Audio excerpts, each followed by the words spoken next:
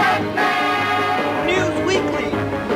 What's going on, everybody? Welcome back to another Batman News Weekly. This is episode 136 in year 3, and today we have some stuff that we actually are going to talk about that we mentioned right at the tail end of our podcast, which is the big possible Discovery reboot, which a lot of stuff's making sense. I think they need a reboot with Ezra Miller being crazy, but we are going to dive into that. But first, I know a lot of you are probably going to come to this podcast today being like, oh, I want to hear the guy's second opinion on the Batman. Well, we didn't watch it. And I'll tell my side first. Clay will tell his. But I decided to watch Belle Delphine shake her ass for 5 hours instead of watching the Batman for a video that is literally coming out right now on my YouTube channel. I was going to try to watch it yesterday, but I was like, I'm trying to make more videos to get more stuff to the channel. And watching the same video 100 times was more appealing than watching the Batman again for me. And nice. I've been making this joke on the podcast a lot that I was like, man, I'm glad the Batman's on HBO Max now, because if I ever need help going to sleep, I can throw it on. Well, the other night, it was 3 a.m. This was like Tuesday night, so the movie was already out. It was 3 a.m. I could not sleep for I don't know why I couldn't sleep. And I was like, I could throw on the Batman. But then I was like, it would be 6 a.m. by the time this was over. And I'm like, no. Fucking insane. Yeah, I was like, I'm not going to do that. So I haven't found the time to watch this. And I think it's just going to be like the way the Lord of the Rings is for me. I saw it, but I have no interest to see it again. And I want to watch it again eventually, but it's too tough. It's long. You know, it's funny that you say that, because with the whole thing with Amazon getting the Lord of the Rings show and everything else, I have also kind of been like, oh, maybe I should go back and watch the Lord of the Rings movies. Yeah. Dude, that is an undertaking, man. Mm-hmm. Like, being able to sit down and watch, like, I don't know if I'm going to watch all of The Hobbit and then all of the Lord of the Rings. Yeah. Jesus Christ. But, like, I was thinking about this with the Batman, and Abby has a full schedule. She has 2 jobs. Me, I am currently unemployed, but I'm looking for a job, and I'm running like, I have now become the errand boy for my family, unfortunately. Mm-hmm. And yeah, that's what happens. It usually happens for everybody who's unemployed. And honestly, I don't really care all that much, because, like, other than my mom, who is, giving me a place to stay right now, Mm-hmm. like, all of my other family members are just like slipping me like $10 bills, $20 bills. Be like, hey, here's some gas money. Oh, here's some little bit of this. I'm getting free food. I'm like, you know what? I don't mind this whatsoever. I mean, I'm still gonna find a job, but right now I am way too busy. I am planning to watch it on Sunday with Abby, but I can tell you right now, if she falls asleep, I'm turning it off. I'm not finishing it. Like that then tells me, okay, she is uninterested. I'm just going to turn it off, and I'm going to find something else to do. Yeah, it's very interesting, man. The more I've talked about it, and now that it's on HBO Max, I'm asking people, have you seen it? What are your thoughts?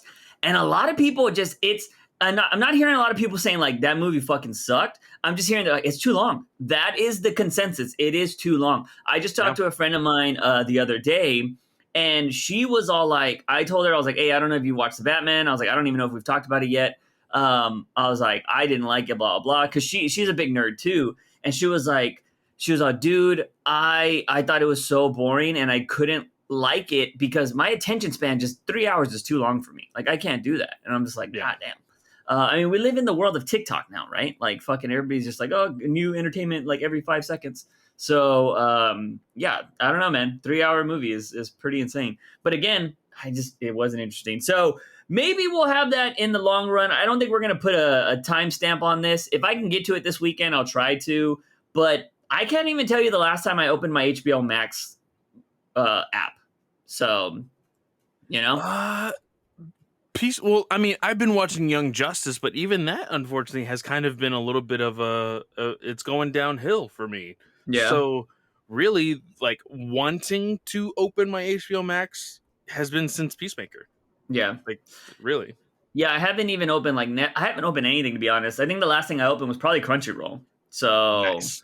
And that's like, all right, this is 30. And even then, I'm like 3 weeks or 4 weeks behind on Attack on Titan. And I love that show. And Yeah. it's just, I don't have the time.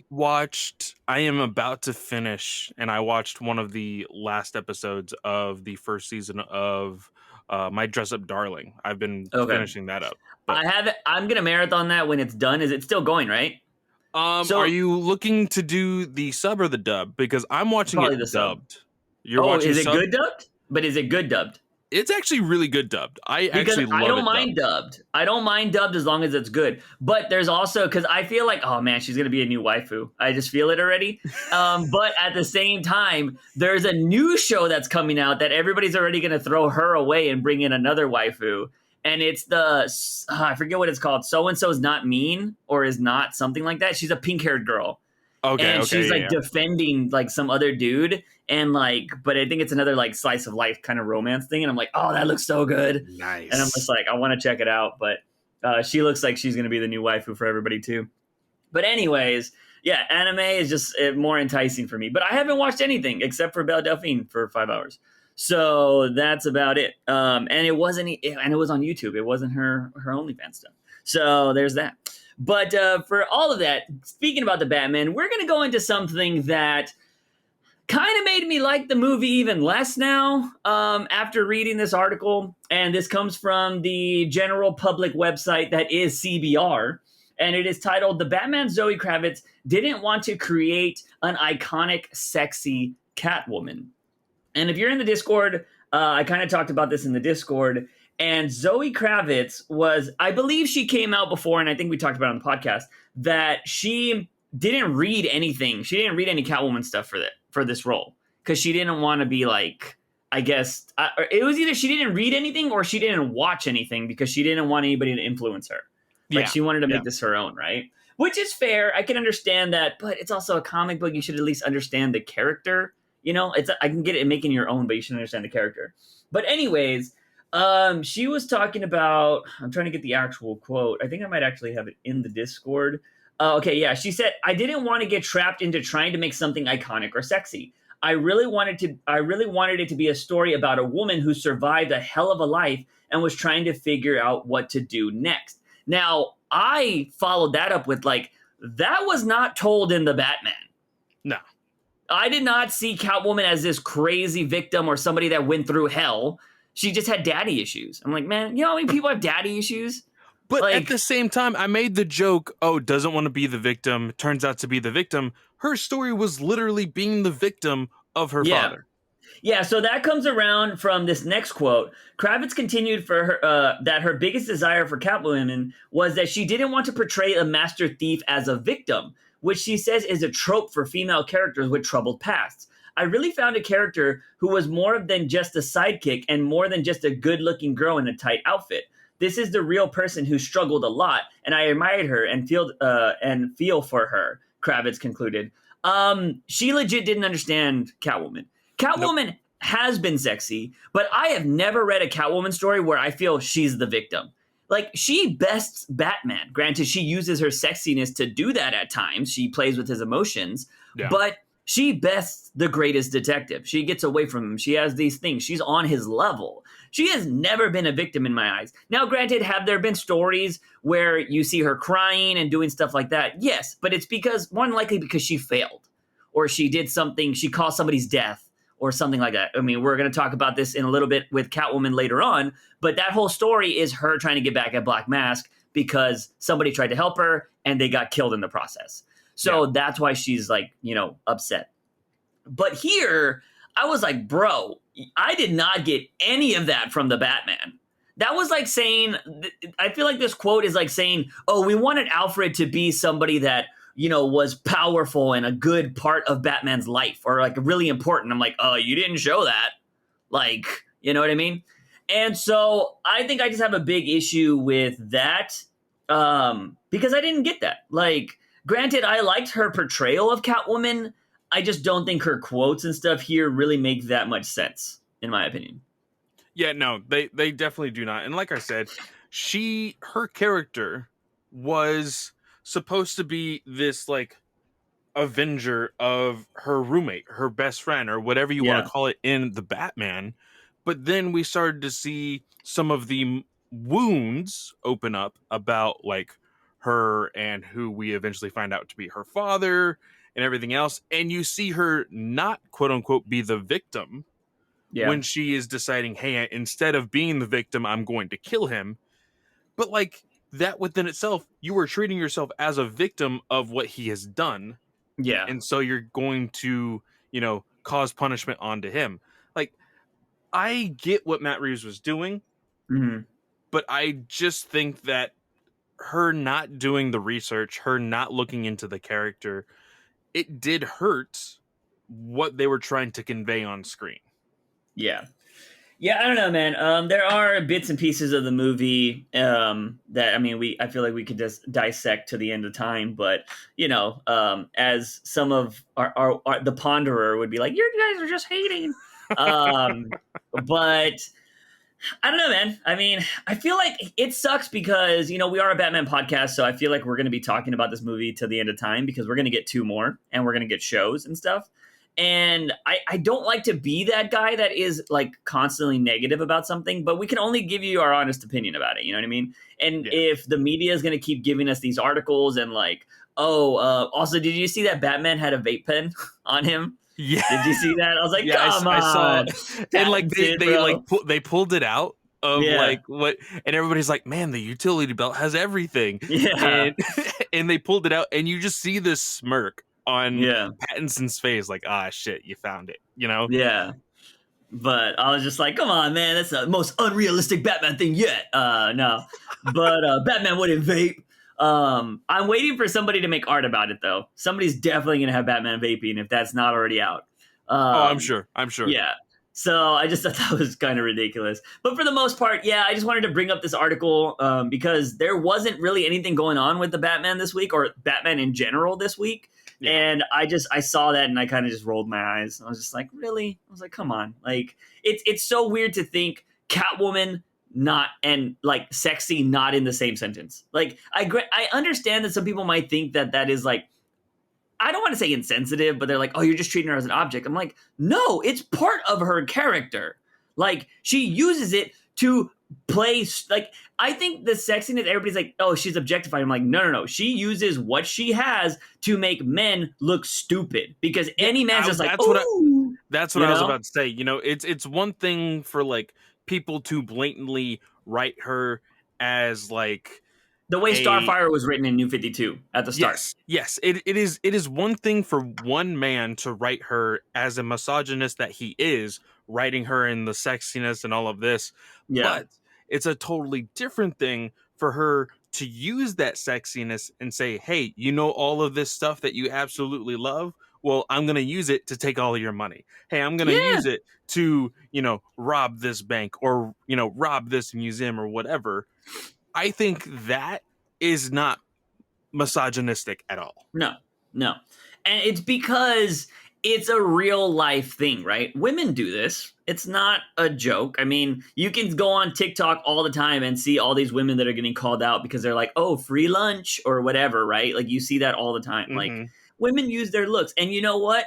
They have to deal with so much other shit, so I'm not going to knock them for doing that, Look at everybody that's making millions of dollars off of OnlyFans. They're using their looks. Hey, more power to you. Like, if I could do it, I would do it. You know what I mean? Fuck it. But, I don't understand that idea. And why wouldn't you want to make, like, the whole thing, she doesn't want it to be iconic or sexy. Like, why wouldn't you want to be iconic? That blows my mind. Like, hey, I just want to be this character. I don't want to be an icon. Yeah. What? Yeah, it made no sense there. So yeah, there's that. And then we'll just move on from there to what we were going to talk about last week, or that was the story broke while we were ending the podcast. And that is that I forgot the wording here, but essentially Discovery is talking, now that they're going to be taking over WB, or they have taken over WB, they want to essentially reboot a lot of the DC universe because they feel like there are characters that are not being used properly. So when I read that, I'm like, oh, they realize that Batman and Superman should have movies in this universe. That's what I take it as. Because everybody else and their mom has movies except for the 2 main characters that are money sellers. You know what I I mean? actually have two quotes from the Okay. Variety article. So the article is Discovery is wanting to overhaul DC Hmm. Entertainment, but the quote that I have here says insiders say that Zaslav, who is now the president and the runner of Discovery, Warner Brothers Discovery, believes that the success of the merger, one that has left the company highly leveraged, will rest in no small part on unlocking the full potential of the DC Comics universe of characters. Discovery insiders believe that although DC has achieved cinematic success with the recent films such as Aquaman and The Batman, it lacks a coherent. I love how they use Aquaman and The Batman, but Hmm. they don't use the other billion-dollar movie, The Joker. I thought that was funny. Uh, Yeah. it says a lack of coherent creative and brand strategy. Discovery believes that several top shelf characters, such as Superman, have been left to languish and need to be revitalized. They also believe that projects like Todd Phillips' Joker are a shining example of how second build characters from the DC library can and should be exploited. Hmm. Joker being a second build character, Juice. What do you think about that? I mean, if it gets me less Joker, if they have to think about that in that mindset, I'm fine with it, I guess. Because we don't need more Joker, Yeah. personally. Um, but I'm just hoping. I don't know if you gave both of your quotes, but there's also a quote that they're essentially like looking for their Kevin Feige. Yeah, it says right here one insider suggests that Zaslav has less interest in finding a creative guru and more eager to hire someone who had the type of business background needed to keep all the different factions at DC working more harmoniously. Oh, okay, yeah, there you go. Um, I don't know who that's gonna be. I hope it's not just some random person from Discovery. I Like, said that this does like you have Kevin Feige and everybody's like, "Oh, they need a Kevin Feige. They need a Kevin Feige." But people don't realize Kevin Feige is more than just the MCU. He started off on the very first X-Men movie back in yeah. 2000. So he has had 22 years of experience. He had freaking 8 years of experience before even Iron Man came out. Hmm. So, I mean, it's been a long time for him. I genuinely think this is a two-man job. You need somebody on the business side of it, Hmm. more of the movie and financial and all of that side. But then you need somebody. I honestly think Jim Lee should step down from the head of DC and go Hmm. work for WB Discovery as the DC insider Yeah. and be alongside somebody else, a executive producer or whatever, and they should helm a DC Studios, because right now WB Discovery, they're the ones controlling everything. Well, at Yeah. Disney controls the money, but as far as the creative control, it's all over Marvel Studios. DC doesn't have its own studio. I think WB Discovery definitely needs to move its own studio aside for DC Yeah. content. So you go Jim Lee, and if you're talking double things, here's what I would do. It's not going to be liked by a lot of people, because, and I'm separating the artist from the person, right? Is what I'm doing here. If you're going Jim Lee, you bring in Jeff Loeb because he was a part of those good Netflix Marvel shows. So he has some, pull, or he knows how to do the business side of things when it comes to production and whatnot. Hmm. But if you don't go, and Jeff Loeb and Jim Lee have worked well together before, they gave us Hush. I'm totally down with that. It's one of my favorite Batman books of all time. Or the only other person that's been in the business and a lot of the DC movies from the start is Jeff Johns. I would go Jim Lee and Jeff Johns to run everything because I think Jim Lee has a good vision for stuff, but I don't know if he's a story creator. You know Yeah. what I mean? Like, I think aesthetically, Jim Lee is somebody good to have on the books. Like, yo, you've created so many iconic things. Like, what should be in these movies? What should we be doing? He's probably been a really big part of fandom. He obviously knows how to do the marketing and all that shit. And also, I think Jim Lee is somebody you would want out there talking about your universe. You know what I mean? You don't want Jeff Johns out there talking because obviously he doesn't have the clean track record. But and we just read this last week with Flashpoint Batman, Jeff Johns can write his ass off. And so you need somebody that can revamp a universe, which is, what did Jeff Johns do with the Green Lantern Corp? Fucking revamp that whole universe, right? Like, everybody points to Jeff Johns' Green Lantern run. I don't hear about anybody else. Now, granted, there's probably other great writers, but I'm not the biggest Green Lantern fan. But even as somebody who doesn't read a lot of Green Lantern, I know Jeff Johns is the king there. And I think that's something else that they need to do, something that they haven't really done at Marvel. DC needs to bring in DC Comics liaisons, being the writers, saying, hey, you want to make this movie? Well, here's the one person that has written that character very well. Y'all are going to work together. And do that for every single project. The good thing about Discovery is they are mostly a educational channel, or for the longest time when we were growing up and stuff, right? Like, they probably get way more into the entertainment stuff now, but they've cared about the education and like the resources of things. So maybe they'll kind of take that approach with the comic book stuff. Like, hey, these guys are the people that write it really well. We're going to bring them in to kind of help you along with everything. So I think something like that would be kind of cool. But with this information coming out, this kind of makes sense about the thing we talked about maybe like a month ago about the possible Crisis on Infinite Earths event. Yep. Because if Discovery is like, well, we kind of want to reboot everything because we kind of think everything kind of sucks. And we're like, why would you do this after Flashpoint so quickly?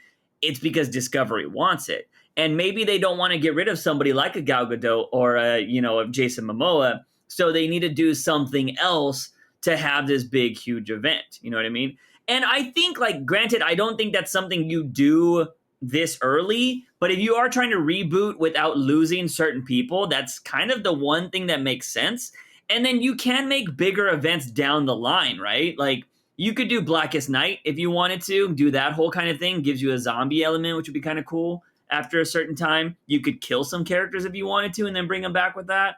Or you could have Final Crisis to end the whole thing if you wanted to. There's different things you can do. I would hope they wouldn't do Dark Multiverse, but that's gonna happen in our lifetime, I think. Somebody's gonna do Batman Who Laughs. And so I think you can do a lot of that shit. But if Discovery is like, fuck this realistic shit, like we want to lean into the comic books, because I would love to know the full scope of this, but do they own like all the rights to DC shit, meaning they're overseeing the comics and also merchandising? Yes. So if that's the case, I'm like, toys. Realistic Batman shit, I don't see kids buying this fucking Pattinson Batman toys, personally. I don't see that happening. I see collectors getting collectors, them. I don't see a whole lot of kids swarming the kids is the market, though. You know what I mean? That's where you got to go. So I want a cool Batman that they see in the movies that they're like, I want to buy that, and I want to buy the Batmobile, and I want to buy the Batcave, and I want to buy all of that. Like, that's what you need, right? And you're not going to get that with the fucking Pattinson shit. What kid's going to want a Subway? This isn't the Turtles. Like, that's the only cool thing it is. The Turtles are awesome. But, like, I just don't see that happening here. And so I think that's a big thing that Discovery's probably noticing. They're like, we have like $1 billion in merchandising here, and it's not being used. Like, how do we not have a Superman? Like, come on. Like, it makes no sense. And so if that is their main thing to reboot this, I hope they go into this being like, we are doing our version of Marvel, and it doesn't include this realistic bullshit that people are watching over here. We'll have the Black Label area. That's cool. We'll make some Jokers. We'll make patents and stuff. But our core thing is our DCU. Like, that's our shit. Like, this is what we're going to do. And if they need to reboot it, I'm totally cool with it. We've been saying it on this podcast for like over a year now. Like, fuck it. A full reboot at this point, I don't care. I'm done. I'm down. Like, it's awesome. I'd be up for it. So I'm curious on what this is going to do. And I'm curious what this means for the current projects. Like, yeah, that's what I'm really worried about, because some very, very light news, we kind of talked about it a little bit, but not really. Leslie Grace was doing an interview recently, and she was talking about Batgirl. The Variety person was like, hey, how about Batgirl too? And she's like, hey, hold your horses, we still need to watch this Mm-hmm. one first and all of that. But she did say that she hasn't been in contact with other heroes. She hasn't called Gal Gadot, she didn't call Michelle Pfeiffer, she didn't call um Alicia Silverstone, Yeah. the other Batgirl. No, she's called Sasha Kaye and Sholo Madueña, who is going to Mm-hmm. be Blue Beetle. She's talked to other uh, freaking Mexican, Spanish freaking Yeah. actors, which I think is awesome. But like, they are going to be the new generation of heroes, and I think it would be kind of very disappointing if they get their one shot to be a hero and then boom, reset, they don't get their shot Yeah. again. That would Yeah. suck. That would really suck too, but I'm curious about, we had the news about possible Constantine. For those that don't know, I do not know how to say the name of the actor. It's like Sopri. I think it's like French or, I think so. Yeah, I saw that as I'm not too well. sure. But it is a black actor, and he was really popular on some show. And I'm sorry, I'm blanking. I'm going this off the top of my head. It's not something I had pulled out for our current research, but J.J. Abrams also apparently working on the Black Superman kind of stuff like that. Like, I Yeah. wonder if Discovery is going to be like, hey, what the fuck is this? Like, we don't even have a Superman, and you're over here trying to do all this other shit. Like, no. Like, if you want to rewrite that into being a Superman story, with that's going to be into the universe, that's totally cool. But I'm curious, like, if that's gonna be nixed or something like that, because I mentioned this in the Discord.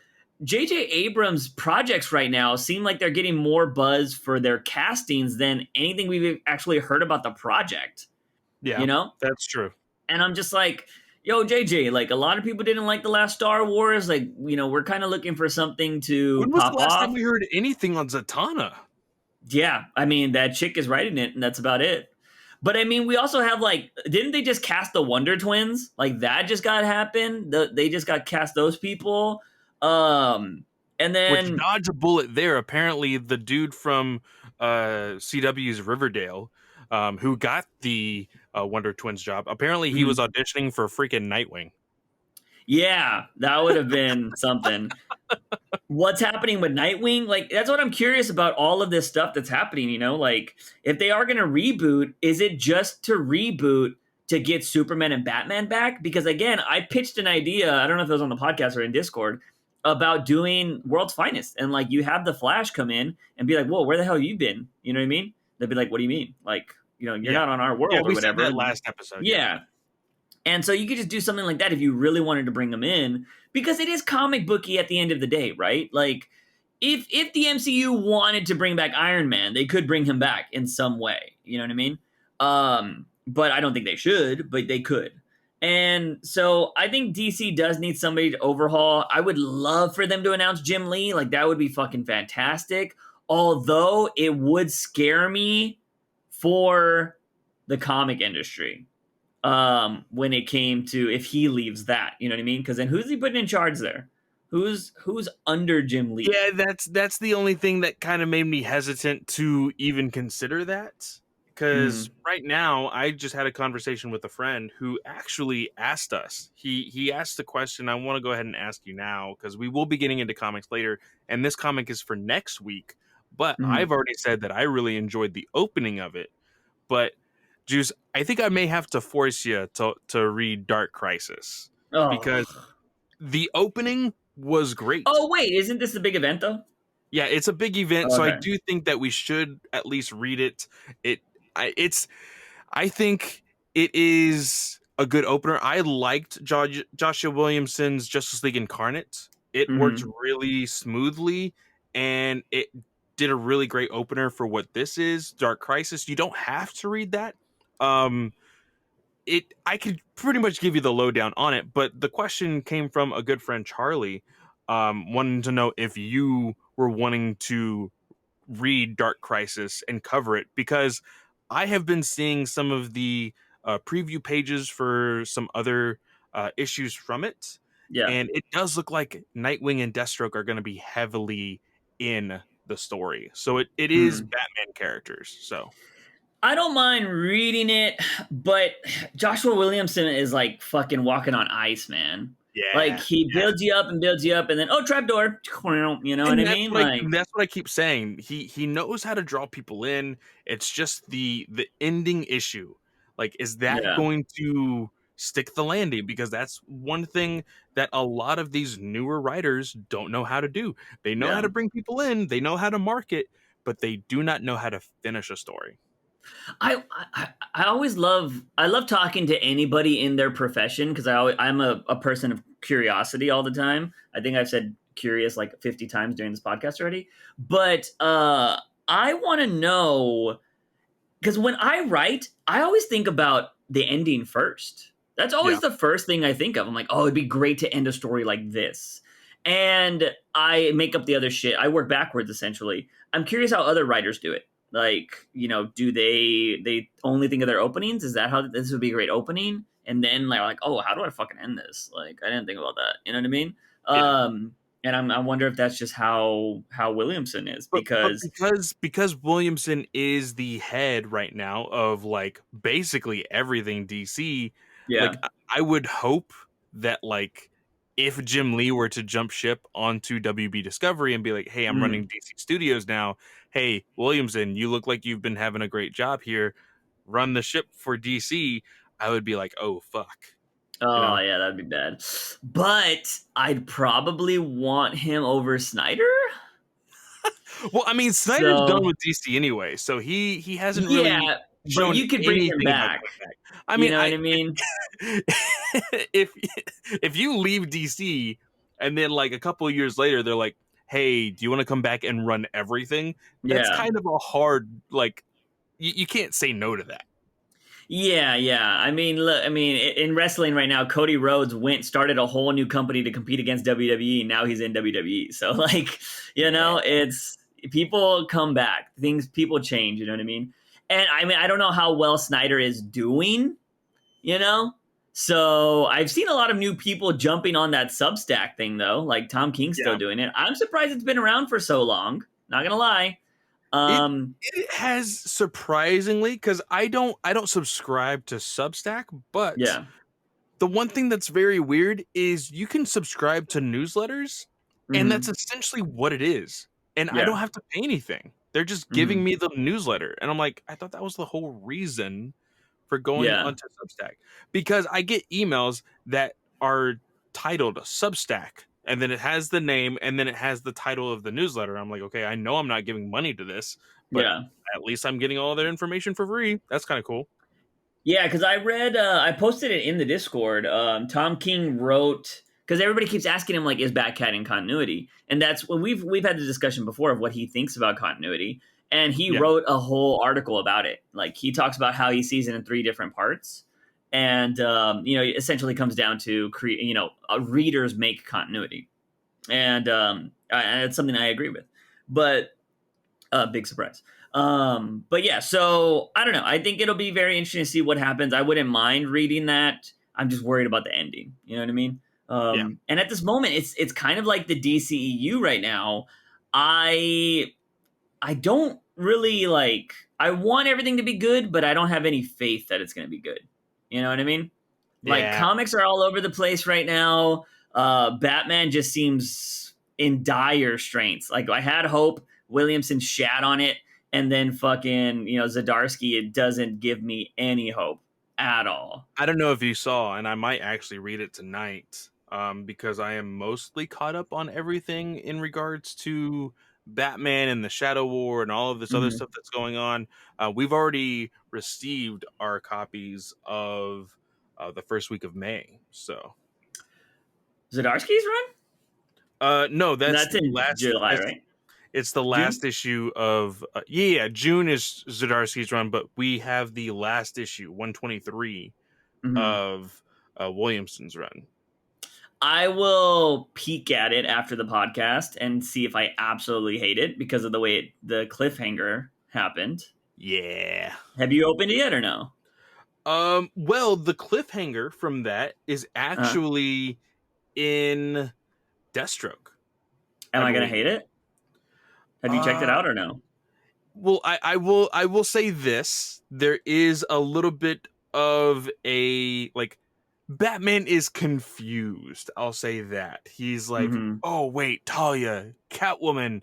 And she's like, "Oh, I know, beloved, blah blah blah blah blah." So like just a small snippet right there. Mm-hmm. I can see how he's trying to play both. Like he wants to Yeah. tell this story, but he knows that people will get mad. So he has Mm-hmm. to show that Bruce isn't a complete asshole, but that was a complete asshole move, you know? Yeah. Yeah. So Fuck you, Williamson. I don't give a shit. Fuck your Dark Crisis War, whatever the fuck it is. Anyways. I think we can move on to viewer questions at this point. I yeah, don't think we have anything else to say. we have one on YouTube. Comes Okay. from Ivan Jr. I will say a dodgy world said I don't think I can watch the Batman again. I found it pretty uninspiring. Not until the end with the movie's rendition of the Joker did I start to take notice. And then That's Red Hood, interesting. that is interesting. So Dodgy World, if you're not in the Discord, I highly recommend that you come in there. But if you would like to, I guess what's the word I'm looking for? Elaborate. Elaborate on what you mean by that, then put it in the comments of this episode, Yeah. and we could talk about it in our next episode. Red Hood says, "I really liked Flashpoint Beyond. I thought this was just going to be a sequel to Flashpoint, but it appears the story just might be bigger than I expected. I have a theory on what is going to happen in the future of DC, but I don't know yet if my I think it was supposed to be suspicious. Suspiciousness. Yeah. suspicions," he said suspensions, are true. Yeah. And then Ivan Jr. Says, "What is your favorite theater snack, or what snacks do you take to the theaters? Thanks, love the podcast." We usually we don't travel with women, so we don't have the purse to bring everything in. So we actually buy our shit when we go to the theater. Clay always gets fucking Sour Patch Kids. It's my thing. I don't know. Yeah. It's I always get it. I love the idea of popcorn, but it's so messy. Yes. And I always buy an icy though. Always get an icy.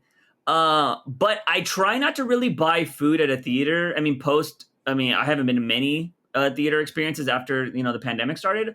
But also, my new go-to is carrying like warheads in my pocket in case I have some type of anxiety issue going on, and I just pop them during the episode to kind of or during the movie in case I'm having something going on. So my go-to at the moment is like water and some type of sour candy.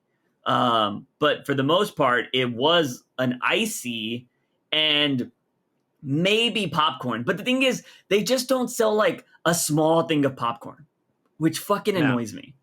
I just want like a little bag of popcorn that's like $2. But they're like, well, if you just pay $2.10, you can get this bucket bigger than your head. And I'm like, but it's so wasteful.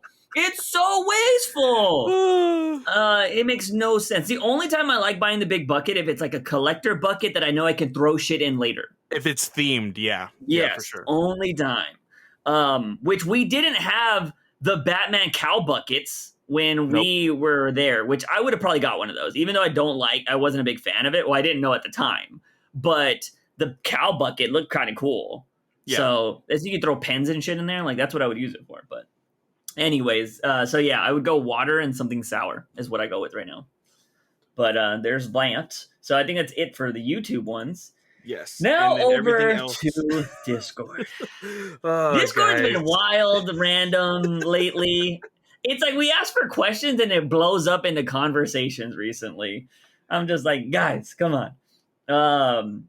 So Red Hood had the first one. Red Hood had the first one. He said, "I thought about this 2 days ago, and I just gotta ask, what's your favorite Ethan question?"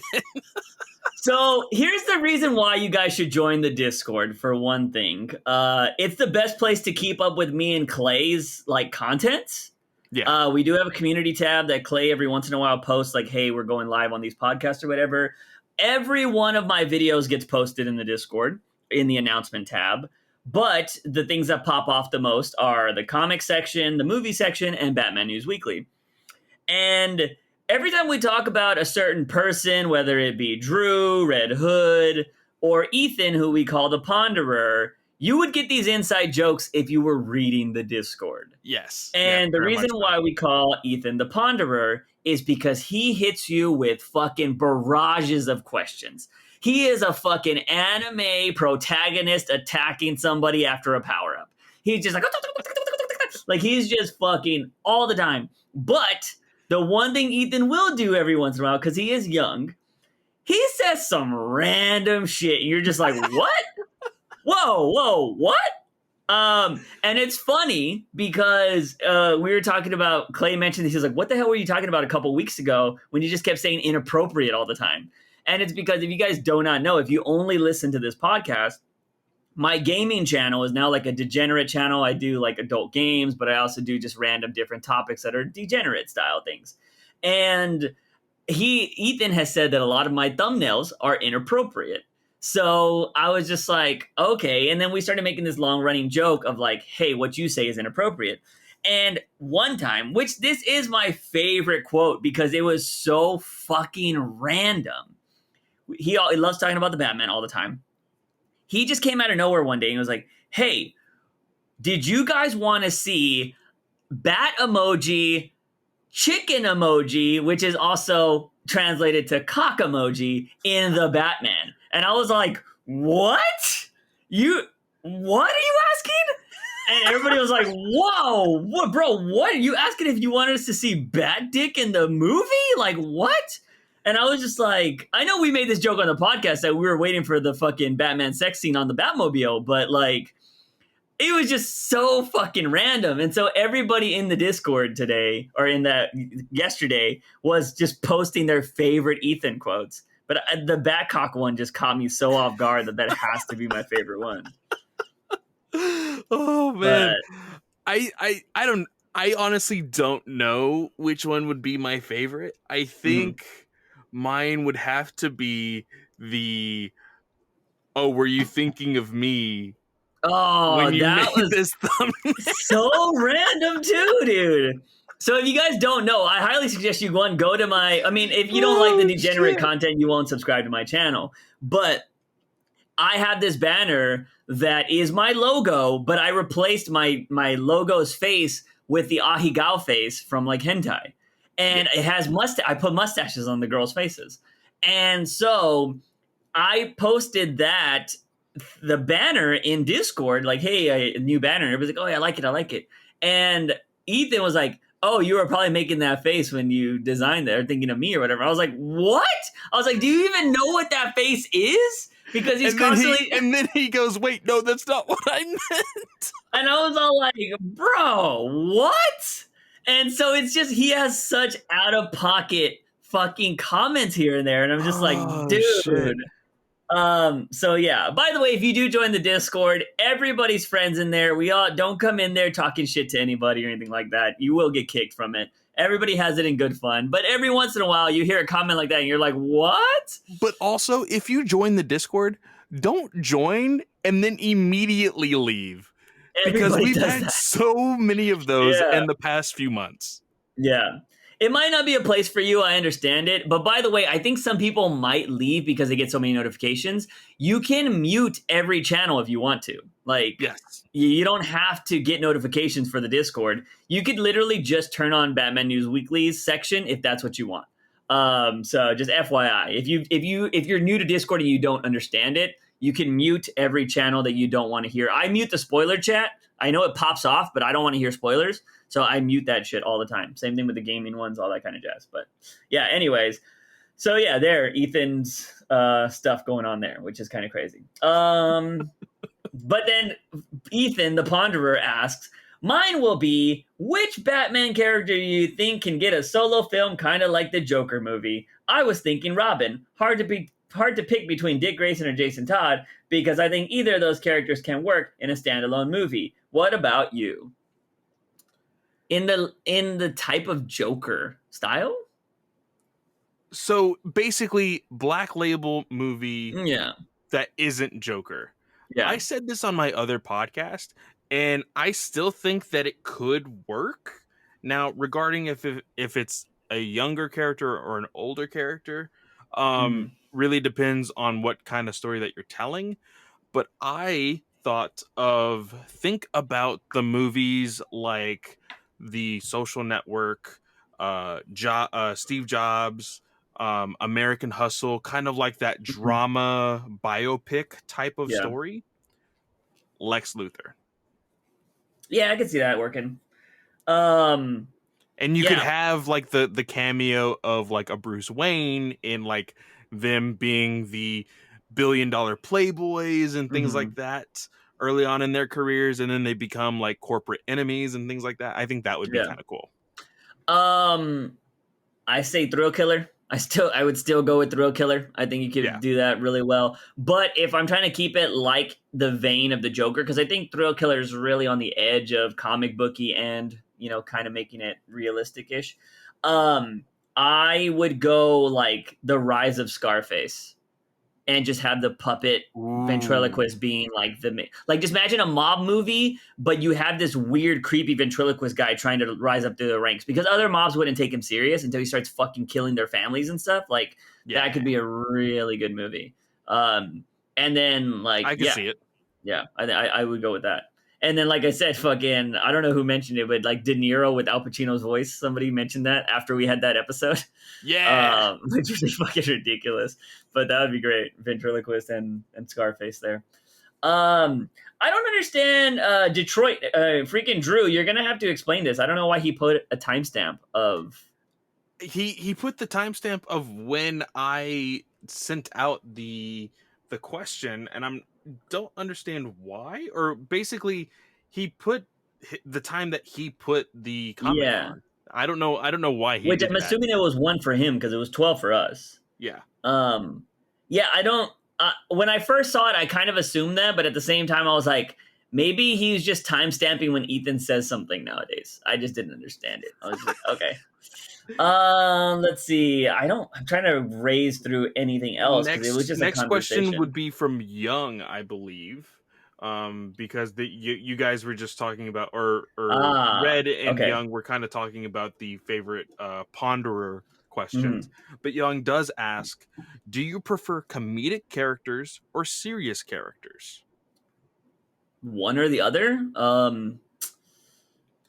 I'd probably go serious over comedic, to be honest. It I mean, it It all really depends on the genuinely person. Yeah, it depends on the on the character. story, I think. Yeah, that actually makes sense. Because if the story calls for a comedic tone and a comedic character, I'm all Yeah. for it. But if the tone calls for a serious tone and a serious character, and you're trying to force a comedic moment, Mhm. that's the kind of shit that I don't like. Yeah, I don't know. I just always find myself remembering dramatic scenes over comedic scenes. You know what I mean? Like Doctor Who, there's so many funny parts in Doctor Who, but I always remember the speeches. Like the dramatic speeches are what I remember about the show. And same thing with like the Batman and stuff. Like I remember the fucking dramatic parts of the movie, not necessarily the comedic shit. So yeah, that's kind of what I would think there. But do we got anything else on So top of that? uh our Wix has Yeah. one question, and then Charlie actually had a question right when we started recording, so he got Oh, his in right before it was the cutoff time. So Arwitz asked, if you could choose 3 superpowers, what would they be, and what do you think you would have done for humanity, whether it be for good or for bad? Also, no insanely OP powers. see, that part throws me off. So I don't know if we've ever talked about this on the podcast, but we've had this discussion before. All Yes, we right. have. Yes, and I'm going to throw it out there in the way I think about this because it's not picking a character, right? You can't be like, I'm the Flash because the Flash has more than super speed. He has super Mhm. healing, he has all this other kind of shit, right? Like, because super speed doesn't necessarily work without super fucking healing, right?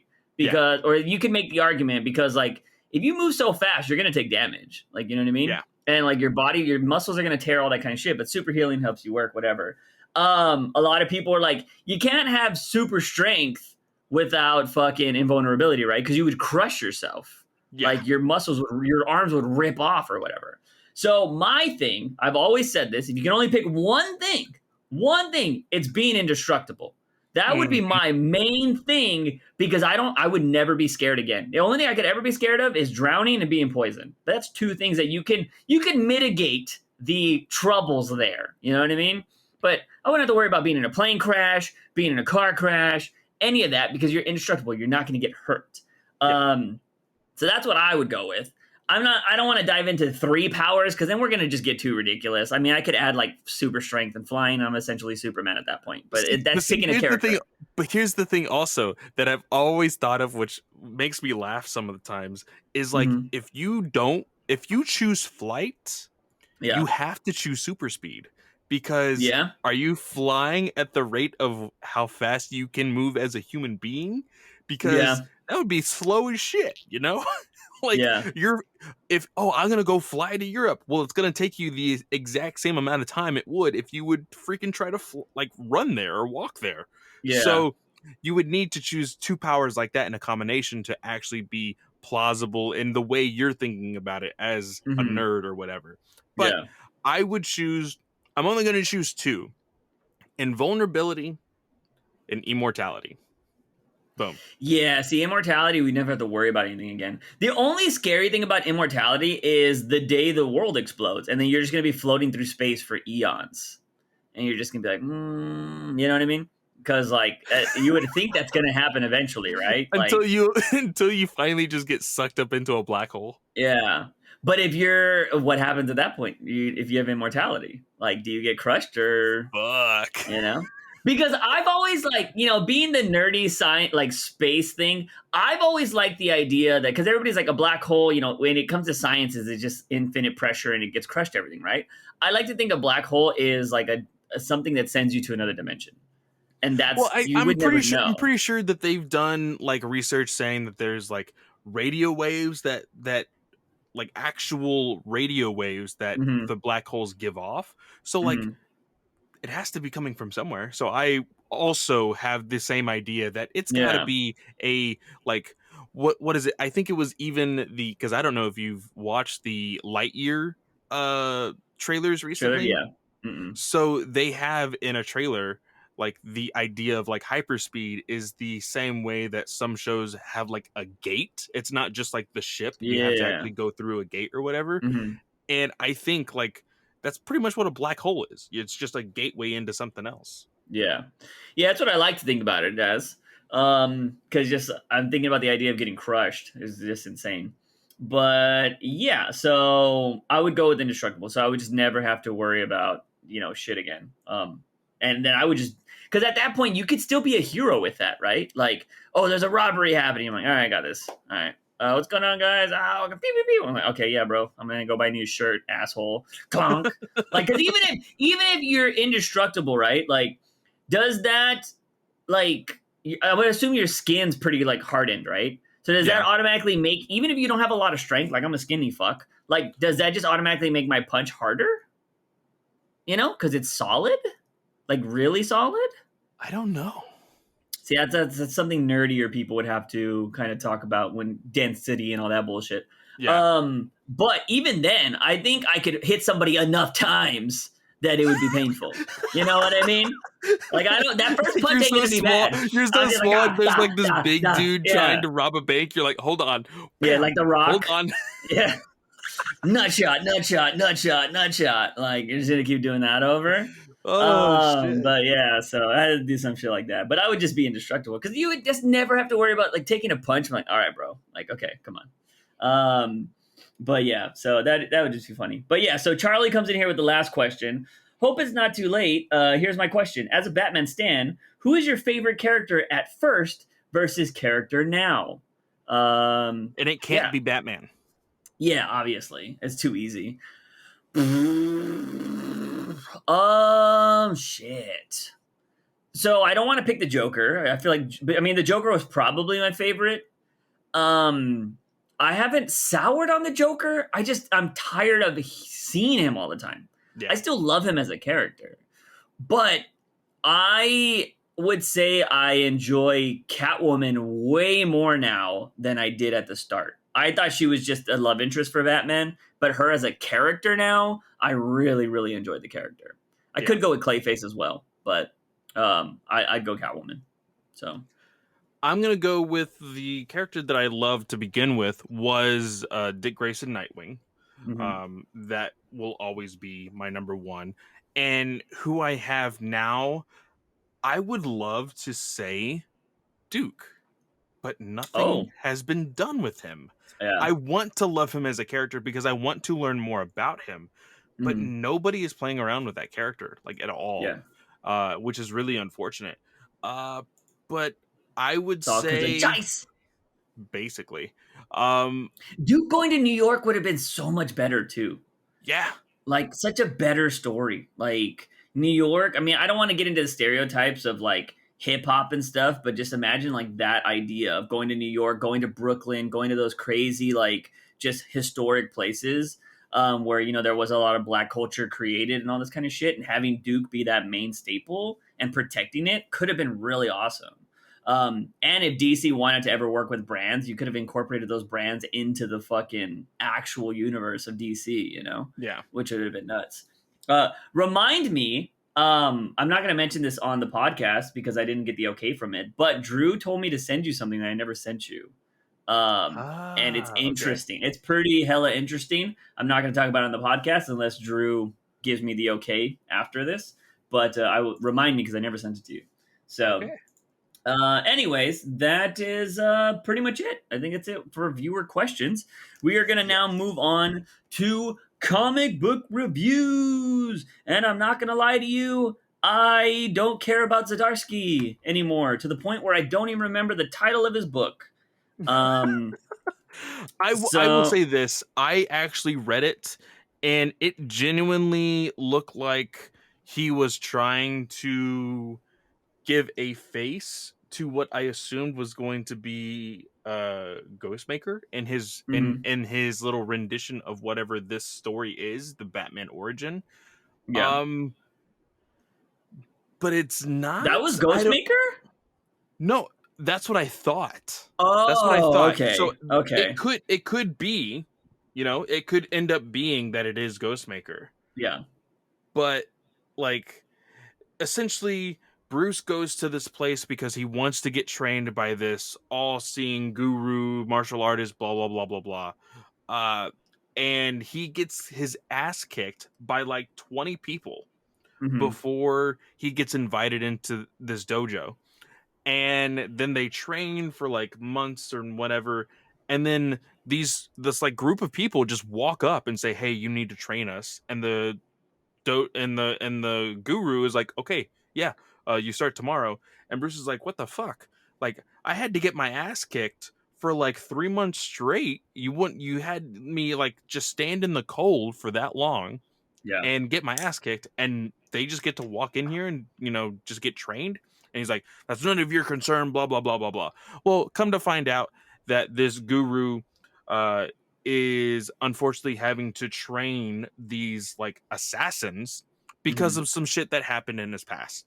Hmm. And so Bruce is basically like, well, fuck this, I'm not going to be a part of being like associated with murderers and killers and blah blah blah. So he's Yeah. like, you know what, I'm done with this. Well, he made a friendship with this individual, um, and these assassins actually go after Bruce Hmm. after leaving the dojo, and this friend that Bruce said, no, you can't come with me. This is my own path. Blah blah blah blah blah. He actually comes and helps Bruce, and they attack the assassins. They knock them out or whatever, and they go on this journey together at the very end of the book. Uh, Hmm. but it is also teased that this individual that he befriended is actually a part of that group that they just kicked their asses. So Hmm. I don't know who it could be, but Yeah. there is one thing that that Chip did that you had a very big like opinion on, with his other issues with like Yeah. Bruce sharing his name everywhere. Yeah. Well, he actually was like, "Oh, my name is," and he gave like a generic bullshit name like Jake or whatever, or Jacob or Okay. whatever. But the guru was like, "Hey, Bruce Wayne." He's like, "Ah, shit. How'd you know it was me?" Like, Yeah. what the fuck? Like, Yeah, I don't that's like that. that was a little weird, but it did seem like Chip was doing that for Mhm. all the other characters in the book, but then the guru knew who he was. Yeah. I don't know, man, like I understand that people are probably gonna be like, they're gonna know who Bruce Wayne is because he's a multi-billionaire. But have you ever seen Zoe Deschanel without her bangs? Look Yes, it up. yes. Yeah, she I think doesn't I look like have. Zoe Deschanel. She looks like a complete like. Just type it in Zoe Deschanel without bangs, and she doesn't look like Zoe Deschanel. Like, so you can change the way people look. I think Bruce should have shaved his head. Like, if you're gonna do these kind of things, like you have him shave his head and maybe grow like his facial hair out, and that's how he goes and trains in all of these years and stuff, and just makes up a different name and stuff. You know what I mean? Like, That is that's not what her. that is totally her. She's not wearing her glasses, right? I think in the Yeah. photo. Yeah, yeah, it's totally her. Holy So shit. yeah, she doesn't look like Zoe Deschanel. Everybody knows her with the glasses and the bangs, and that's why a lot of people. It was funny when that first came out. All the big comments were like, "Now it makes sense on how Clark Kent can wear just glasses and nobody Yeah, no understands." shit. Yeah. So you should be able to do that with Bruce Wayne. Like, have him shave his head and have him like grow out his facial hair, and then he can just be a different dude. You know what I mean? I look very different. I look super cholo when I shave my head. Like, I look like I should be in a lowrider eating tacos going down military. Like, Hey, that's what it looks like. you can still find it. Go look at Juice's older videos without the Yep. mustache. Yep. That Oh, even is that's like, that. Yeah. If I were to shave my stash, I look so much younger. I just shaved the sides of my beard and felt like I looked younger, and I was just like, bruh. And yeah, so you can do that kind of stuff. So I I think it's a little too late for Zdarsky to try to save it. Like, he was already using, like, everybody in the mom knows who Bruce Wayne is already. yeah. It makes sense for Descartes because he was hired by Alfred. You know what I mean? So, like, But that makes he sense. did make the comment of like, "Oh, Descartes told me not to use my name." So it Yeah. gave like a reason to like not do it again. Yeah, but I just feel like that's such a common thing to not do. You know what I mean? Especially because you got to remember, right? When you're writing comics nowadays, you have to write them as in the current time frame, right? Like, we're not writing Batman how he was in the 40s, Yeah. racist. Like, we're not doing that. So, like, today's day and age, what have we been told since the start of the internet? Not everybody follows this rule, but don't use your real name, right? Yeah. We've been told that from the start of the internet. Now, a lot of people still don't realize that, and they're kind of dumb. And that's how all of these people that are making crazy, hateful comments get caught all the time because they don't change their names and they're dumb and we can easily look them up. But, like, for the most part, you're told not to do that. Yeah. And so that would be the first thing that Bruce does. And the reason why I don't like this too is going back to Snyder when he was an amazing writer, he showed that Bruce, from a young age, had a very detective type of mind when he was Yeah. trying to hunt down the Court of Owls. So I would just think that Bruce is trying, he would know that I need to keep this under wraps, especially if you're trying to become something bigger. Why wouldn't you be using that from the start? Like, and also, I feel like that's something Alfred would tell him. Like, hey, I know you're leaving. Be careful. Don't let people know that you're Bruce Wayne because people out in the world will try to, hurt you because of your family name. You know what I mean? Like, that's just something I would think would happen. But it is what it is. I think it's a little too late for Zdarsky to even get me to care about this book because I feel like he's been going about it the wrong way. When you touch the untouchable, you have to be perfect. Yeah. Like, and he's trying to do something that nobody's done before, and it's not good enough, in my opinion. He should have been building it up with other characters that also people know. Like, we should have seen, like, maybe like a young Zatanna. The way the flashbacks happen in the animated series are the best way that the Batman like mythos has been handled, in my opinion, because it was never using a real name, and he made relationships, he was learning, and he was just leaving. Like once he learned stuff, he just dipped. And yeah, I don't know. That's just kind of how I see it. But anyways, moving on from that, we're gonna go on to Catwoman, which Clay apparently did not like this week. So Clay, go ahead and give your piece on this. It was such a long fucking read. I don't know why it took so long, but it did. I think because I did like a little bit of what they were doing with like what's her name, the one that was the League of Onyx? Assassins, yeah, Onyx and all of that. Yeah. I did like that. This I don't know honestly. I don't know if it's the writer or just the dialogue or the fact that I know what's going on in the Batman right now with Shadow War and Talia and stuff. Like, I think you're rubbing off on me. I think that's what it is. Yeah, and, that's what I like to hear. And just like with everything that's going on, I know that they're like this whole game of like doing a heist, quote unquote, and having her go into this building and stuff. That is like Catwoman stuff. Yeah. But the dialogue just doesn't feel like Selena. I could feel that. I could see that. I agree with you that it felt like it wasn't as exciting as it should have been. Yeah. And usually like Ram V made every issue exciting, it felt like, that's why I'm excited for him to get on Detective. But yeah, like Black Mask going to the dentist annoyed me because you feel like mob bosses, they don't go to anybody. People come to them. So like he would threaten a dentist or he would hire a dentist. You come to my fucking place and you're going to bring all your shit and you're going to do it in my fucking $1 million chair that I have or whatever. You know what I mean? So, and also I don't like I actually prefer Black Mask that cannot take off his mask. That's also a problem that I had with this. Yeah. Because again, everything matters. You can play with whatever continuity that you write.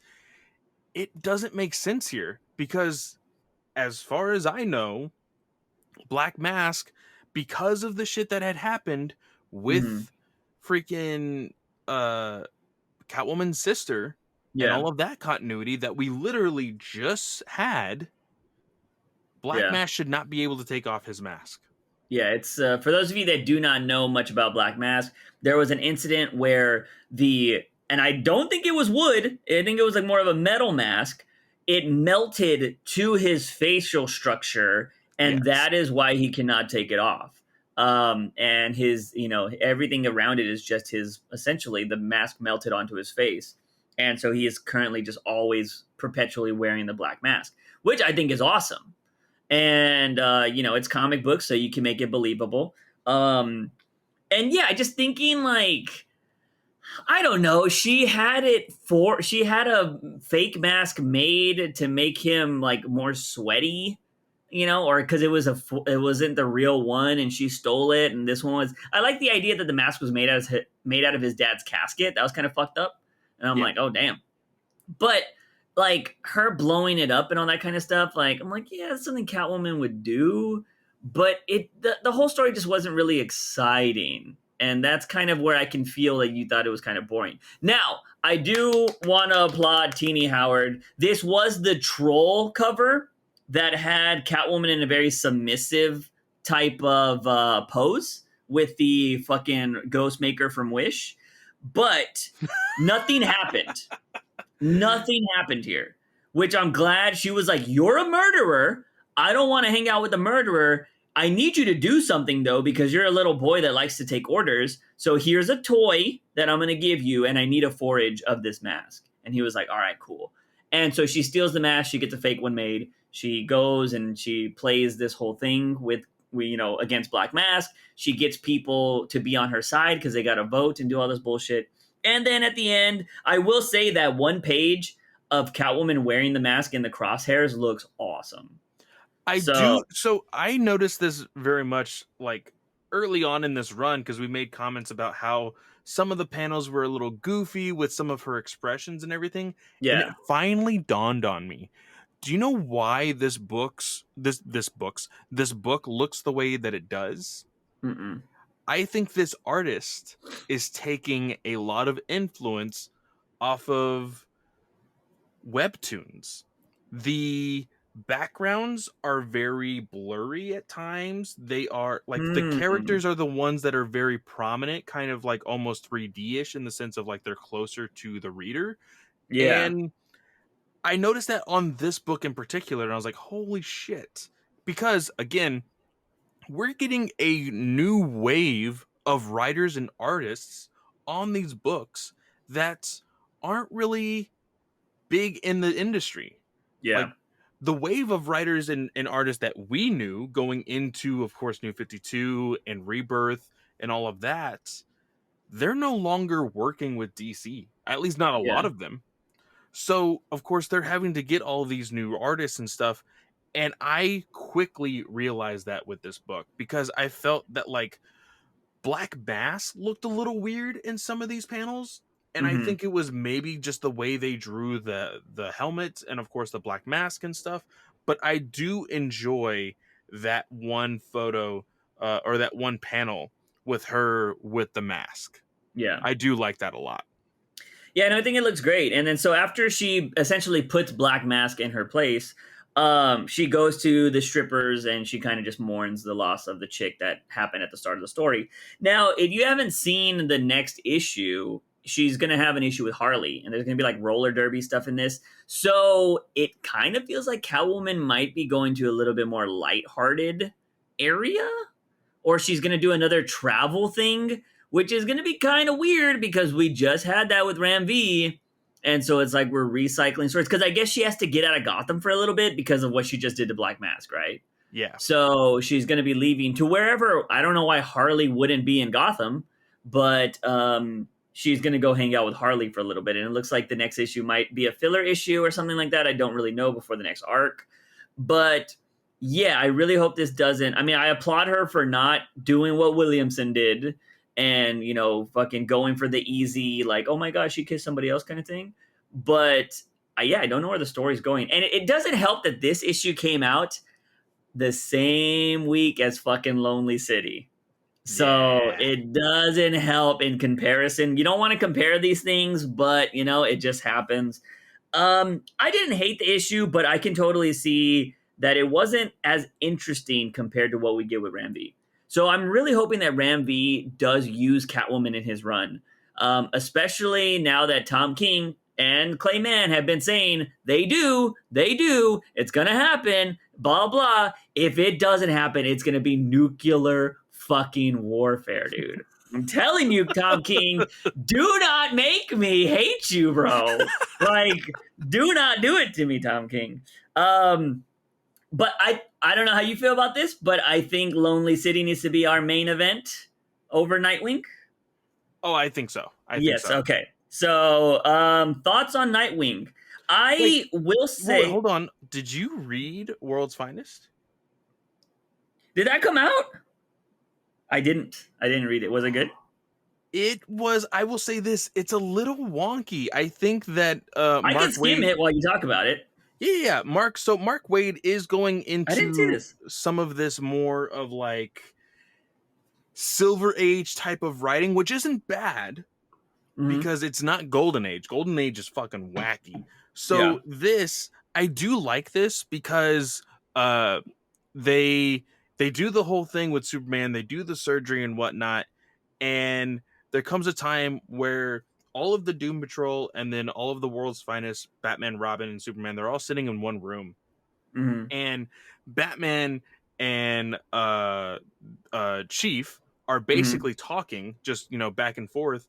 And it's so funny because they're trying to one-up each other on knowledge of these artifacts. And Robin's like, what is going on here? And Superman's like, oh, this is what happens when he says this quote here. He says, it's what happens when you put two men who hate being who hate not being the smartest guy in the room together in one room. And so they're just going back and forth and back and forth. And so they're telling the story about this immortal man and how his son ended up dying. And well, not immortal man, he was a mortal man, Mm-hmm. and he wanted to get the secrets of how to resurrect his son because he died in battle.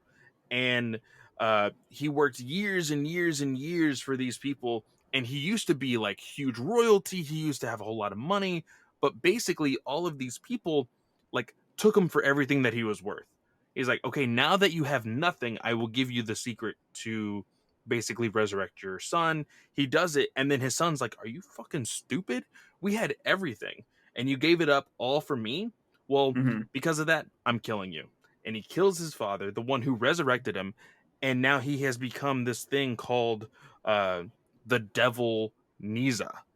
Mm-hmm. And we learn that he was actually captured or destroyed or whatever from this team called the House of Jai, and they're needing to get back to this like group of individuals, but they're like from eons ago. So this is where it gets a little wacky. So Mm-hmm. we find out that the Doom Patrol actually has security cameras uh, everywhere that there are major big league heroes, and they're all being attacked. Mm-hmm. And Batman's like, "Hold on, you are watching the Justice League?" And he's like, "Oh, I'm sure you do the exact same thing." And Yeah. like Batman kind of just like scoffs or whatever. And so Batman and Superman go and save this kid from Philadelphia, which is Shazam, which is Billy Batson, Yeah. fighting Felix Faust, while Supergirl and Superboy are out to go find the House of Jai. And I'm like, okay, how are they doing this when they're like from eons ago? Like, they're like, how are they going to get back in time and whatnot? It is Yeah. literally a hole in the sky. Yeah. I They see that. call it, the, what is it? Uh, The time barrier. the time barrier.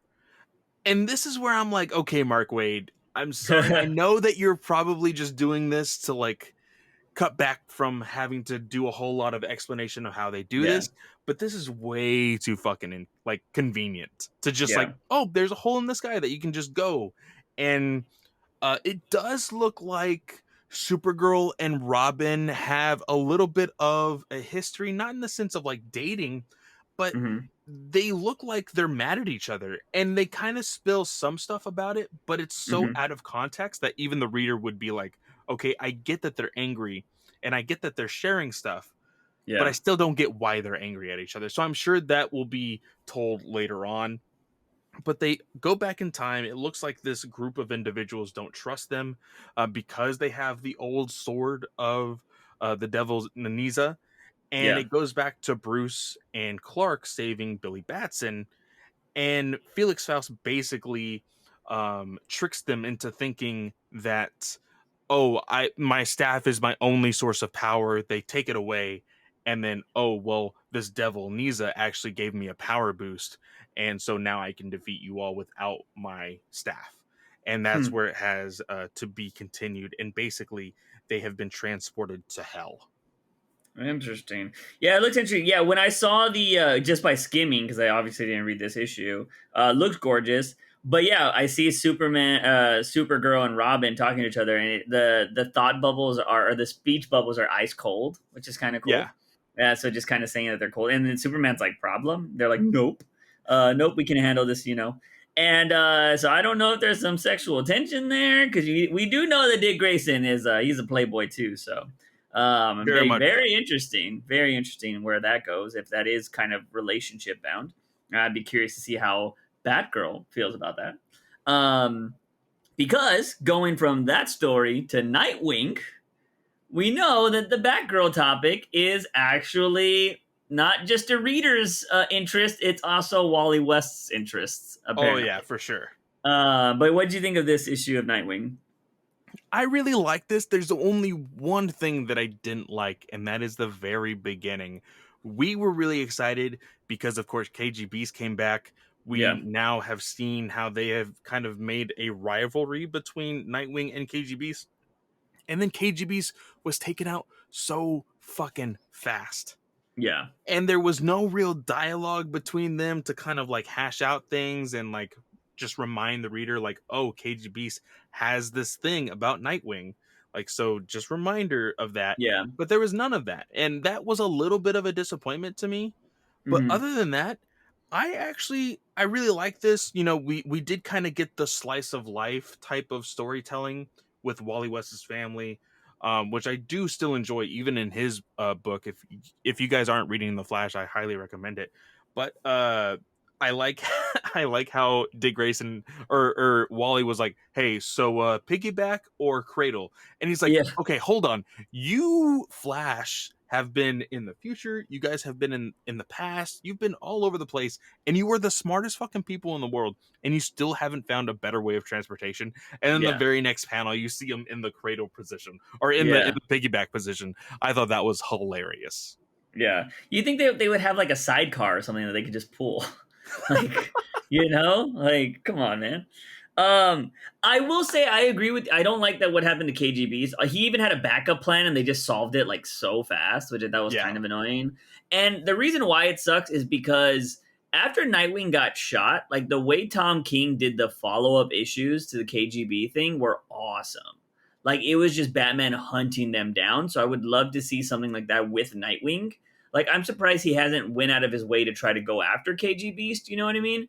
But like I would love an issue like that. But I thought something like that could have happened here. It didn't. And then I don't like that.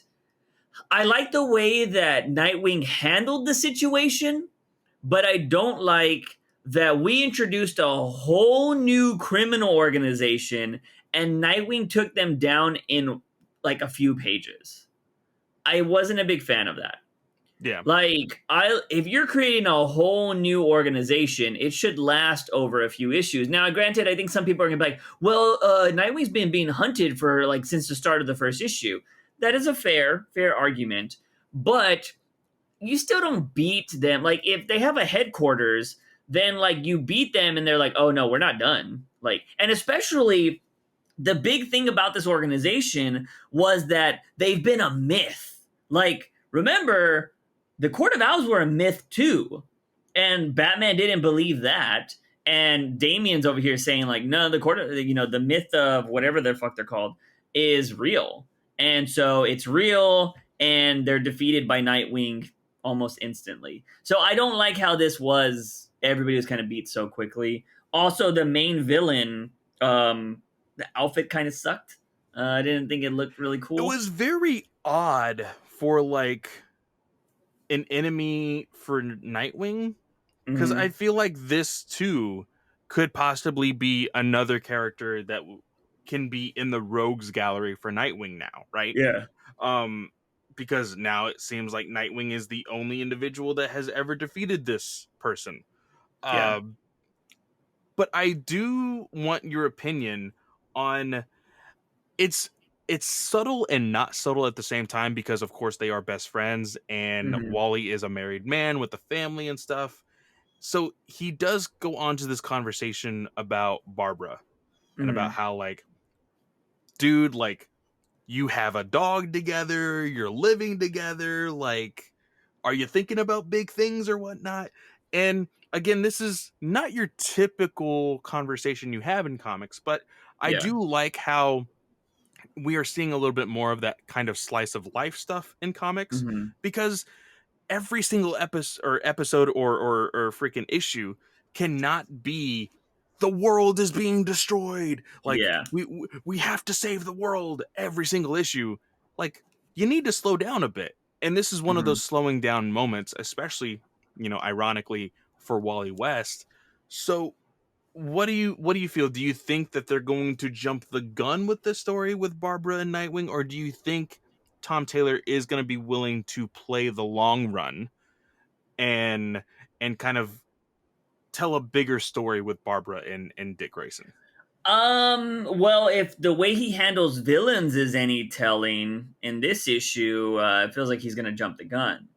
But He's been prolonging the sister element and the heartless element. So which it could be, was brought up again at the end of this yeah. issue.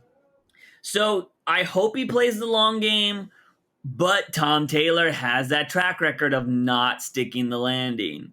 Yep. So he could mess this up. But so far he's doing a great job. So I hope it's like, you know, I don't think it should happen for like another 5 to 6 issues, to be honest. I agree. I think that hopefully, I'm crossing my fingers here, that the sister stuff and the heartless stuff come back for sure to wrap that up, or at least acknowledge, hey, I haven't forgotten about it, because again, even with the City of Bane stuff, that stuff would come up, about Bane, and then another kind of arc would happen, and then Bane would happen again. So it is a form of long form storytelling, but at this point, I think it might be a little too long, and you need to bring those characters back. And as far as Barbara and Dick Grayson, we have been talking about this ever since it was announced that this book was going to be a Barbara Dick Grayson book. Yeah. I want them to acknowledge the relationship a little bit more.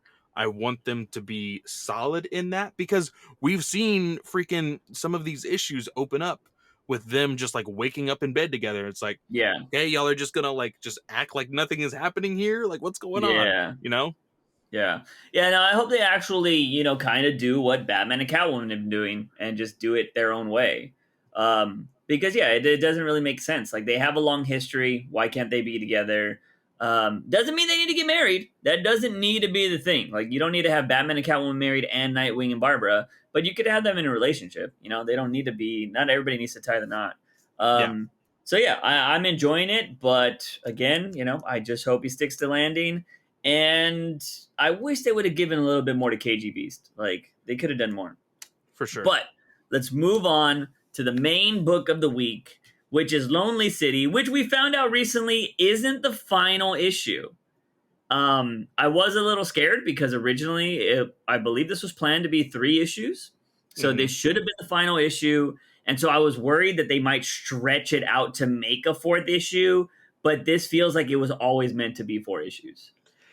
Just like the way the story was told, I was afraid because, again, guys, this is a Black Label, so I almost forgot that most of these books are 50 pages. So when I look at the page count before I jump into it, and I'm just like, oof, okay, I kind of have this kind of time limit to read this. Let's see if it goes smoothly. And it went pretty smoothly for me. Yeah. No, it was a good read. We start off with a flashback from in the prison, which was this. The girl dies at the start, right? Like, they killed her and left her in Catwoman's bed. Yeah. But I also thought she kind of looked like the chick from the sneaker store. So I thought that was her. I think what happened is this was like I think they're all family. I think that's what they're trying to entail, because I think it's more so like saying that like Catwoman has like a debt to this family, and that's why what's his name is sticking around with her. Yeah. Okay. The nephew or whatever. Yeah, I got that. So we see everybody else training. We see, Nigma's daughter, Nigma, Croc, everybody's kind of training, and Ivy's there hooking up with one of the gym people and all that kind of jazz. And they're planning on what they're trying to do. And we see this plan to get Clayface, or part of Clayface, out of Arkham Asylum. And they use this whole like tree cutting business as a way to get him out. I love the whole heist element here of them being very cunning and trying to escape. But it kind of goes awry because, they notice what's happening. They make an escape, but they go down to a tunnel. Selena sees that it's all the Bat Police down there, and she makes an audible. They have to run through a thing. They have to break something down. Croc is holding up this metal door with all of this, rock. And he gets lit up by a bunch of bullets. And dude, the rock comes. It is so fucked, dude. Yeah. They even say like, oh, these are armor piercing rounds. So it fucked up Killer Croc. Yeah. And he's like halfway buried under all of this rock and rubble, and Selena's like, okay, come on, we can do this, he's like, nah, like I they're gonna dig me out, like I used to be king, like, and that was the Yeah. thing, he's like, I'm the king of Gotham, when he was working out and stuff, and so he Yeah. tells her, like, I used to be king, like, don't let me go out like with them, don't let them take me. Yeah. And the very next thing is you just see her with the gun, and just blam, she shot him in the head. She ended it. Yeah. And I'm like, He was like, let me go at oh, a hero. fuck. Yeah, so she had to put down Croc, which is crazy. We get a bunch of like news reports about, they're gonna do a curfew now because Catwoman's out there. Two-Face. A lot of people aren't happy with Two-Face. He's starting to do the coin again, so they're getting worried about him. We see like a memorial for Croc at the bar that he was always at. Then we see Nigma talking to Catwoman, and they're kind of like, I want to know your opinion on this. Come on, So- give it to us. Come on. I rolled my eyes because Nigma hooks up with Catwoman, and I roll my eyes, but Batman's dead. So like I can't hate on this. I mean, she's an older woman, she's probably lonely. It's only human, you know. She's So I can't- vulnerable. Yeah. Well, it's not even that. Like, it's just Batman's dead. Like, that's how I view it. Like, she couldn't hook up with him. It's not like she's cheating. He's dead. Like, what can she do, you know? Yeah. It's different from, like, what Williamson's doing. Like, they're in a relationship or whatever, and he's over here having Batman do this kind of shit. Or if Teenie Howard would have had her hooked up with this guy. Like, that shit pisses me off more. But in this world, Batman is dead. So there's nothing, she's not cheating on him. She can't cheat on something that's not there, you know? Yeah. So I did still think it was kind of weird just to hook up with Nigma, but like, you know, it's, you know, people do things and they're in vulnerable states or whatever. And so, and they're like, what? They're like 56-ish already in this era. So, you know, they're, you know, older people want to get it on too. So I get it. But yeah, they kind of talk about stuff. Nigma thinks about an idea. He's like, oh, we can go do this because Croc's gone. And so they need muscle. Like they need somebody. So we find out that they go and they steal this thing from a museum, and it's some important mask, and they take it to a person that is Jason Blood, who is, for those of you that don't know, Etrigan, the demon. And what is in this statue, because they're like, oh, we brought you a peace offering. He's like, I have like 6 of those. He's like, no, you don't have this. And they crack it open, and it's the mask of Dr. Fate. I love how, like, we did skip over this one thing. They do this heist to get this mask, and like Nigma and Ivy are kind of like playing the whole game of like, oh man, the olden days, like this all feels great. Yeah. And Catwoman's like, this is a job, like y'all need to cut the old shit out, like that's not how it is anymore. And like it's this very serious thing. Like she finds out that like, oh, there's a tripwire, I can't do this all by myself. And Ivy's like, oh, well, then you don't have to. And so she like uses her vines and like picks it up or whatever. I thought that was really cool. But I think the very nice touch is that with their help, Catwoman was able to like relax a little bit. And so when she came back up, she's like, Ivy, you're perfect. And like just a little, and like Ivy's like getting all excited. She's like, yeah, the old days. And when they bring Jason Blood this mask, or this stone statue or whatever, like Nigma is doing a riddle and he's like about to crack it, and Jason's Blood's like, are you fucking kidding me? Don't do that. Like if it's a relic, don't fucking break it. It crumbles, and Dr. Fate's helmet is inside. And I was like, oh shit, what the fuck is this? I thought that was pretty awesome. And he was like, I'll take care of it, blah, blah, blah. And he was all like, I always thought you were one of the heroes of Gotham, Catwoman, and all this kind of stuff. So he's like talking to her, and he was all, you know, I'll help you when the time comes or whatever. He's like, but just to let you know, you can't trust the demon. Like he keeps he's like, I don't control the demon. You know, the demon does his own thing. We see a speech of freaking Harvey Dent kind of talking about like, you know, we're going to end the curfew, all this kind of jazz. We see Barbara show up. You know, she's been combating with him this whole time.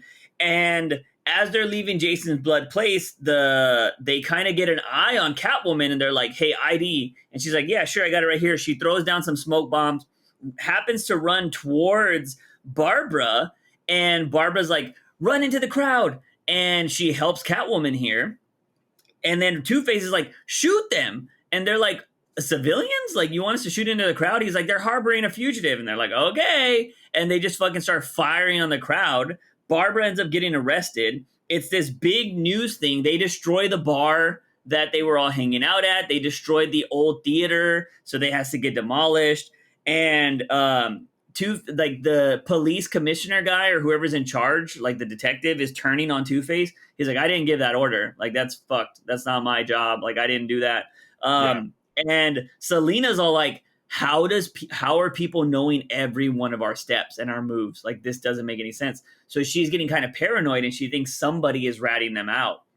So she accuses Nigma and his daughter, and he's all like, you're off the team. And he's like, what the hell? And he was all like, how do they know? Like, somebody knows what we're doing. Do you have a problem? Like, do you need help? Are you on the drugs again? And he's like, what the fuck? And she was like, what about, you don't owe me anything, but what about my daughter? And she was like, I'm not her fucking mother. And I was just like, well, she says, I'm not her fucking mother. I'm her fucking boss. Yeah. And I was like, God damn. And so they leave. And so, of course, the younger individual, I can't remember his name, that Winston, that has been helping Catwoman since the very beginning. He's like, I mean, you do you. You're the boss. I'm not going to question anything. You know, if you think this is the best, it's the best. But you need to understand that the stuff that's happening to Clayface, like this little sample, like, we're going to have to move up our schedule. And she's like, okay, when? And he's like, tomorrow. And so she's like, fuck. But we see this small little moment with Two-Face, with like basically all of his campaign, what do you call them, like donors and stuff. And they're like, okay, well, why don't we talk about the elephant in the room? Like, you don't have the city controlled at all. Like, the shit's hitting the fan. I don't think it's very smart. And we're just going to call it a night. And he gets pissed off. Now, I don't know if this was on purpose or whatnot. The individual that is carrying the drinks at that last panel, does it not look like what Nigma's disguise was just 2 pages earlier? 2 or 3 pages earlier. Without the glasses. 2 pages earlier. Like, because you see that the DA was the commissioner or whatever, when he said, oh no, that was not my plan or whatever. You see that Nigma, he's wearing like a wig and stuff. Because if you look at the very bottom of that page, you see that it's the exact same clothes. Yeah, there you go. DNA for the plan that's going to happen later. It looks like, and it could be just coincidence that they look similar. Yeah. But the guy that's in the room with Two-Face at the very end, he's like, do you want me to just leave or whatnot? And he says, yeah, just go. That would be an interesting catch. I mean, for Nigma to stay in it, trying to stay in it somehow. Yeah. Yeah. But from there, we get a 10 years ago flashback on Fool's Night. And it just seems like, I forget what that group is called, the Spades family or whatever. The Royal Flush Gang. The Royal Flush Gang. They're beat up. Robin's like, you get some handcuffs, and you get some handcuffs. And he's like, oh, you get some zip ties. I'm sorry. And, freaking, and this is Tim Drake, by the way, because Bruce is like, Catwoman's saying, he's such a sweet boy, Bruce. You did good. And he's like, I did nothing. Tim's not an orphan like me or Dick. He has a home. People love him. He's like, and then Catwoman's like, I'm sorry about Alfred. And we found out that Alfred died in his sleep earlier in the issue. So we know Batman's probably got a heavy heart here. And she's like, you'll have to stop one day. We both will. Do you ever think about the after? And he's like, after is just a dream for me and it gets in the way. And he was like, but in that life. And he was like, I'm with you. And so you see this almost kiss about to happen. And then we hear Batgirl and Dick Grayson talking about how there's a lot of stuff going on with the Joker and Fool's Day popping up on the internet and stuff like that. And there's a location. And so they need to go over there. Yeah. And so the thing I loved about that is they are still, we don't know what the fuck happens. So No. it's 3 issues, and this is like the perfect way to keep suspense for a big event happening. This is the way you do something. This is how Tamaki should have been doing her story. We For have seen the aftermath because we Mhm. saw Bruce like burned and shit. Yeah, And we've seen this, but we don't know the actual event that happened that yeah. got them like what we saw in like at the end of issue 1 or 2. So I think it's really cool. We see Clayface is used to do a mask of the detective guy that is in charge of everybody. Oh, I guess he's a commissioner. Yeah. So he goes, he tells some guys, like, hey, I'm relieving you guys. Here's some box seats to go watch the playoff game. And of course, one of the cops is like, just one of the sticklers of like, I don't know, man. I don't hear anything about it. He's like, don't worry about it, man. It's all good. His friend is like, fuck yeah, dude. Can you believe it? Game 6? And he's like, I'm calling this in. He's like, man, fuck you, Brian, or whatever his guy's name is. And so we know that it seems like Catwoman thinks they're in the clear, but it looks like there's going to be some trouble. They're going to have backup called. And they're looking for the entrance to the Batcave. They cannot find it with the tech that they have. So Ivy has to use her powers to try to find it in through the grass. She finds out that nobody's been keeping up with the lawn or anything like that. So the grass and everything's kind of dead. She ends up finding the entrance to the cave. They go in there, they close it up, and they're like, all right, we can't really see. This feels like a tomb. We need some light or whatever. And so he's like, this is where you come in, Etrigan. He's like, all right, it's been an honor, Catwoman. You've been great, everything. And she's like, why are you kind of talking like this is a goodbye? And he's like, every conjuring requires a sacrifice.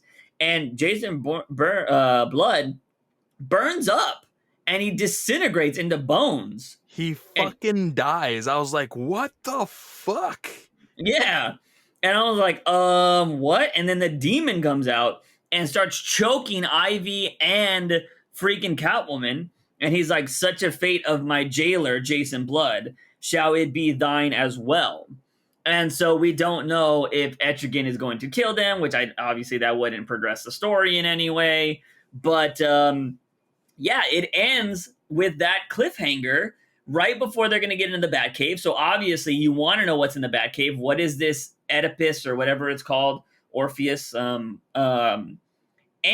we get a picture for the next cover that's called Catwoman Lonely City Book 4, and it says on sale August 2022. And she's in the Batcave. And I'm just like, bruh. So let's see, it's mid-April. I mean, it's near the end of April. May, June, July. We won't get it for another 4 months. Yeah. This is like quarterly. This is a quarterly book. That's insane. So yeah. That kind of sucks. It's not even quarterly. It's 1/3ly. So of a year. I think this book is great, man. It's fantastic. And it's all Cliff Chang. Nobody else. Yeah. I want him on an ongoing. Like, I know that he probably has his best on these long form stories. Yeah. But if he's able to do this, I want to see what he can do with like a main Catwoman title. Yeah, I think it would be great, but I don't know. I feel like some of these people you have to let go at their own pace, right? Like, I think Tom King's best in 12-issue series. True. Maybe Cliff is one of those people that you have to give years to do a couple books, and that's why they're so great, Yeah. Clay Mann needs a decade to draw 3 books, so it's, you got to give certain people the special privilege, right?